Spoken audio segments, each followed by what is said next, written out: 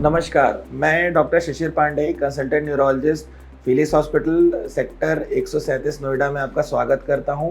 आज हम बात करेंगे ब्रेन ट्यूमर के बारे में। ब्रेन ट्यूमर यानी दिमाग का ट्यूमर या दिमाग का कैंसर। जनरली कैंसर को हम दो भागों में डिवाइड करते हैं, एक होता है प्राइमरी, एक होता है सेकेंडरी। प्राइमरी कैंसर वो होते हैं जो ब्रेन की टिश्यू में से ही अराइज होते हैं। पहले वाले क्लासिफिकेशंस में जो प्राइमरी कैंसर थे उसमें हम लोग टिश्यू वाइज डिफाइन करते थे, जैसे कि अगर पेरेन्काइमा से निकला है तो ओलिगोडेंड्रोग्लायोमा, ग्लायोब्लास्टोमा। अगर बीच के जो सीएसएफ जो ड्रेन करता है चैनल वहाँ वाले पार्ट से निकला है तो एपेंडाइमोमा, या अगर पोस्टीरियर मतलब जो पीछे वाला ब्रेन होता है वहाँ से कहीं ट्यूमर अराइज हुआ है तो एस्ट्रोसाइटोमा, या कनेक्टिव टिश्यू से अराइज है तो एस्ट्रोसाइटोमा।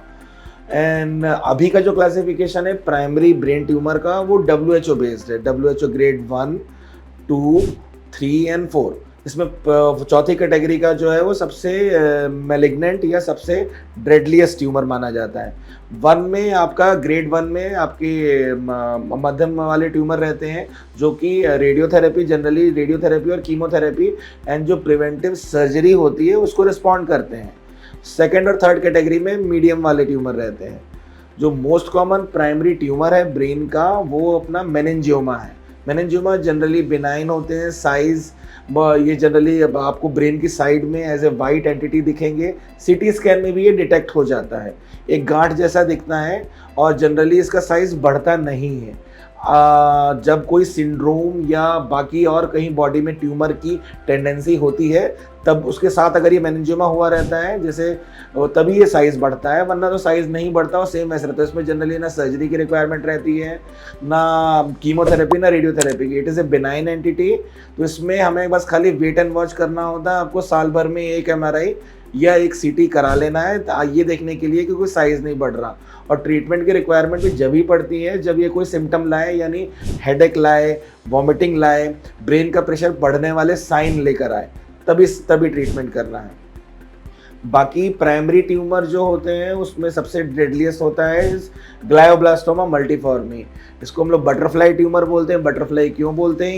ये ब्रेन के एक हिस्से से शुरू होता है और ये दूसरी तरफ माइग्रेट कर जाता है, तो MRI में ये बटरफ्लाई जैसा दिखता है, ये इसलिए हम लोग उसको बटरफ्लाई ट्यूमर बोलते हैं। ये खतरनाक होता है। जनरली ऐसा ट्यूमर होने पर हम लोग सर्जरी करके पहले तो ट्यूमर जितना निकल सकता है उतना निकालते हैं न्यूरोसर्जन की सहायता से, एंड देन उसके बाद रेडियोथेरेपी, सिकाई जिसको बोलते हैं, एंड कीमोथेरेपी का यूज़ करते हैं। कीमोथेरेपी में आजकल कुछ एडवांसमेंट हुए हैं। हम लोग एक जीन का टेस्ट भेजते हैं, अगर पेशेंट पर्टिकुलर जीन के सेंसिटिव आता है तो एक टेमोजोलामाइड करके there is a chemotherapy available, tablet form में है, वो ले सकता है। उससे ये ट्यूमर सेल्स डिवाइड होना रुक जाती हैं, बंद स्लो हो जाती हैं।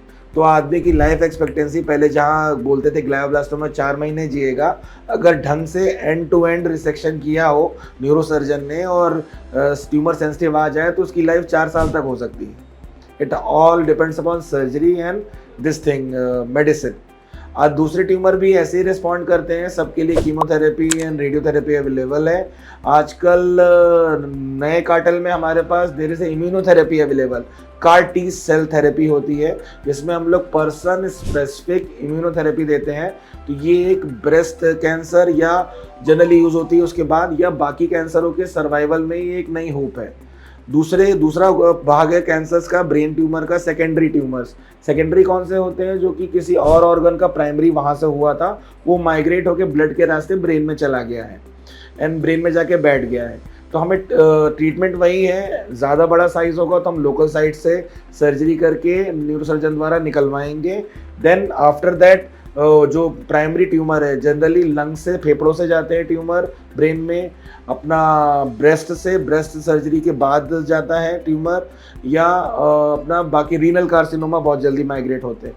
तो ये सब जितने भी ट्यूमर हैं हम लोग उसको प्राइमरी ट्रीटमेंट करना है, मतलब प्राइमरी दोबारा से ट्रीट करना है। इसीलिए आपने देखा होगा आजकल ब्रेस्ट ट्यूमर वाले दोबारा से रिकरेंस के केसेस बहुत कॉमन हो रहे हैं कि ब्रेस्ट कैंसर की पहले सर्जरी हो गई थी, मैस्टेक्टमी भी हो गई थी, सब सेटल हो गया था, and then after that there is a recurrence and it goes directly to the brain, और तभी हमें पता लगता है। तो दोनों ही कंडीशन में आजकल इम्यूनोथेरेपी अवेलेबल है। तो कोई भी ट्यूमर या कैंसर डिटेक्ट होने से पहले ब्रेन का हो चाहे कहीं का भी हो, आपको घबराना नहीं है। जस्ट अपने नियर बाय न्यूरो सर्जन के पास जाना है, न्यूरोलॉजिस्ट या न्यूरो सर्जन के पास जाइए, वो आपको ट्रीटमेंट मोडेलिटी पूरी समझाएंगे और उसका इलाज संभव है। नमस्कार। हेल्थ से जुड़ी ऐसी कई और जानकारी के लिए फेलिक्स हॉस्पिटल के यूट्यूब चैनल को सब्सक्राइब करें और अपने सवाल कमेंट बॉक्स के जरिए हम तक पहुंचाएं। और डॉक्टर की अपॉइंटमेंट के लिए दिए गए नंबर 9810455953 पर संपर्क करें।